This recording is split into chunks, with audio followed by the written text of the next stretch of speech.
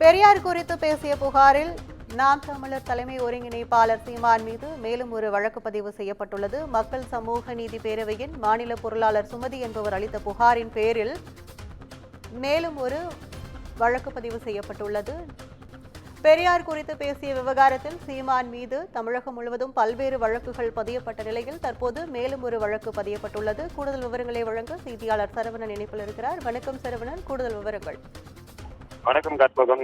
நாம் தமிழர் கட்சியின் தலைமை ஒருங்கிணைப்பாளர் சீமான் கடலூரில் பேசிய அந்த சர்ச்சைக்குரிய தகவல் தான் காட்டுத்தீ போல தமிழகம் முழுவதும் பரவி வருகிறது.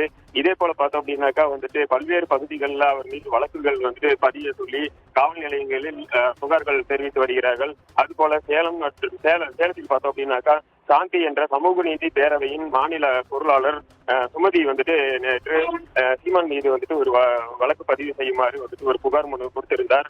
அதுல என்ன சொல்லியிருக்காரு அப்படின்னாக்கா, கடலூரில் நடந்த செய்தியாளர் சந்திப்புல சீமான் பெரியாரை பற்றியும் பெண்களை பற்றியும் அவதூறு கருத்து பரப்பி இருக்கிறார்கள். இது பெரியார் பின்பற்றும் நபர்களுக்கு கடும் ஒரு எதிர்ப்பை ஏற்படுத்தி இருக்கிறது. அதே போல பெண்கள் மத்தியிலும் அவர் மீது கடும் எதிர்ப்பை வலுத்து இருக்கிறது. அவர் மீது தகுந்த நடவடிக்கை எடுக்குமாறு அவர் புகார் அளித்திருந்தார். அதன் அடிப்படையில் பார்த்தோம் அப்படின்னாக்கா சேலம் சூரமங்கலம் காவல் நிலையத்துல சீமான் மீது 3 பிரிவுகளின் கீழ் வழக்குகள் பதிவு செய்து புலனாய்வுக்கு எடுத்துக்கொண்டதாக அவருக்கு தெரிவிக்கப்பட்டிருக்கிறது.